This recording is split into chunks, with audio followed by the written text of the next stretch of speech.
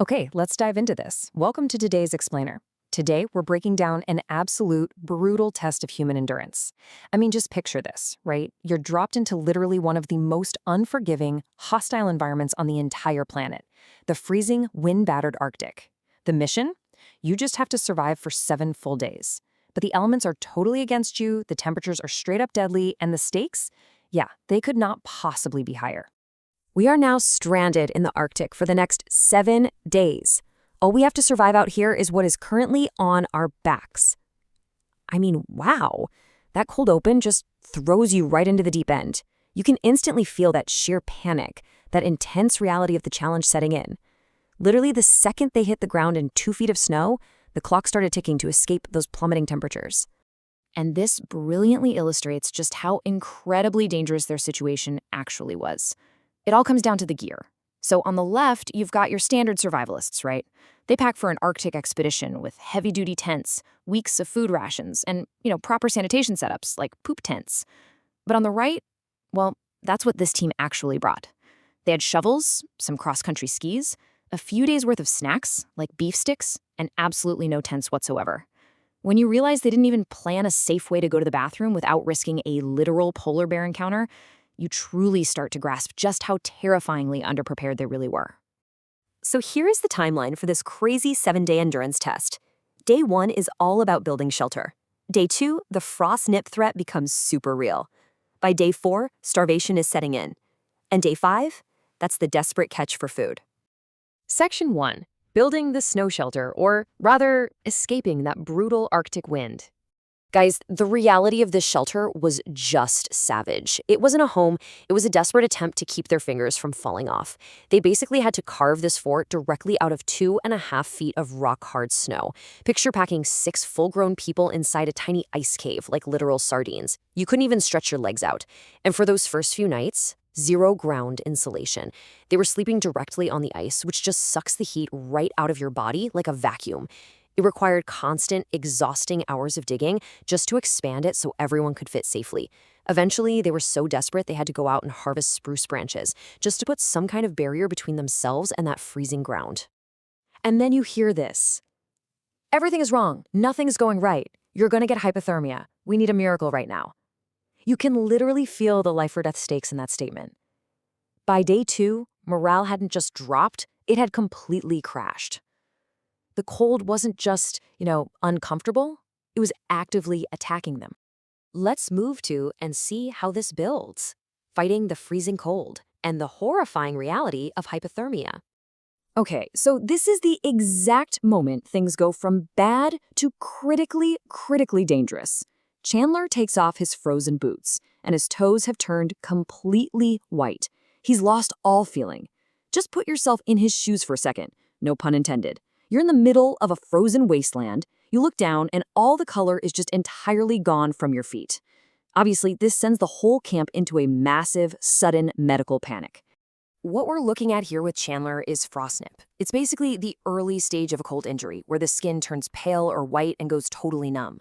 Think of it as your body's blaring alarm system right before severe permanent frostbite sets in. The team had to act insanely fast. So what do? They go with a desperate but honestly super effective field medicine tactic. Chandler quickly shoves his freezing foot directly into Darius's bare armpit. Yep, right in the armpit, just to rapidly transfer that core body heat and literally save his toes. Now, you might be wondering, couldn't they just leave? Well, theoretically, yes. They had an emergency evacuation protocol. Every day, a rescue plane was scheduled to fly over. If you wanted out, you just shoot a flare. The catch, you'd have to shave your head as a penalty for quitting. But here's the agonizing part. When conditions got truly horrific and they actually considered taking that out, they realized a massive blizzard had rolled in. The rescue plane, totally grounded. So scratch that whole backup plan. They couldn't leave even if they begged. They were truly 100% trapped in the ice. Which brings us to our next major hurdle, the desperate food crisis. Dealing with a massive calorie deficit. 6 feet. Remember how I said they only brought a few days' worth of snacks?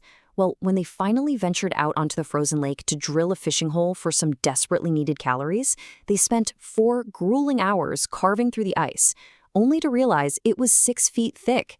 Their drill literally couldn't even reach the liquid water. So after all that effort, they're soaking wet, freezing cold, and have absolutely nothing to show for it.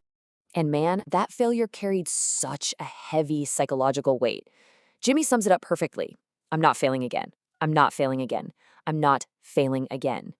You have to understand, this team had actually failed a previous survival challenge, and that failure was completely haunting them. The mere thought of quitting or just starving out there pushed Jimmy to absolute desperation. Giving up was simply not an option this time around. So by day 5, they are running on absolute fumes, and they execute this incredibly grueling plan. Step 1, they fly a drone to scout out a river with moving water because they know the current will make the ice thinner. Smart, right? Step 2, they strap on their cross-country skis and snowshoes and trek through dense, snowy forests, burning up their very last calories. Finally, step 3, they drill a new hole and boom, they actually hit water this time. But then they have to just sit there and wait for hours in the freezing wind. They were risking soaking wet boots and severe hypothermia, all just for a tiny chance at a single meal. The turning point, catching the fish. And keep in mind, if they fail here, the challenge is entirely over. So the crucial point is 7 hours. 7 hours. They sat hovering over that tiny little hole in the ice, getting absolutely battered by this biting Arctic wind for 7 solid hours. They are completely devoid of energy, staring right down the barrel of having to call off the entire challenge. And then, disaster strikes. Jimmy actually feels a bite. He pulls the fish all the way up to the surface, but instead of securing it safely, he tries to grab it bare-handed. The hook catches on the icy lip of the hole, and the fish just slips right out of his frozen hands, vanishing back into the dark water. I mean, talk about a crushing gut punch. That disappointment pushed the entire team to the absolute edge of totally giving up. But you know how these fish school, right? Where there's one, there's usually more. Shortly after that devastating loss, bam, the line hits again. And just listen to this chaotic, overlapping explosion of joy on the ice. Oh, we got one! Yeah, Jimmy! Woo-hoo-hoo! We got a fish! The pure euphoria of finally yanking that fish onto the ice. I mean, it was literally the ultimate game changer. Now, what's really interesting about this slide is that catching those fish, it wasn't just about satisfying their hunger. It mentally and physically saved the entire challenge. In survival situations, there's a saying, eating is heating. Getting that hot, fresh protein into their systems directly prevented hypothermia by cranking up their core temperatures. It massively boosted their dangerously low morale, secured the essential calories they needed to confidently conquer days 6 and 7, and most importantly, it gave them that ultimate redemption they were so desperate for. They finally proved to themselves that they could survive. Which leaves us with this incredible question to think about. How far would you push your mind and your body to survive the extreme, unforgiving elements of the frozen Arctic? When you look at the brutal physical toll, the terrifying threat of frostbite, the exhausting calorie deficits, and just the immense psychological resilience it takes to sit on a frozen lake for 7 hours for one single meal, it really shows you what the human spirit is truly capable of when failure simply isn't an option. Thanks so much for joining me on this explainer, and I'll catch you in the next one.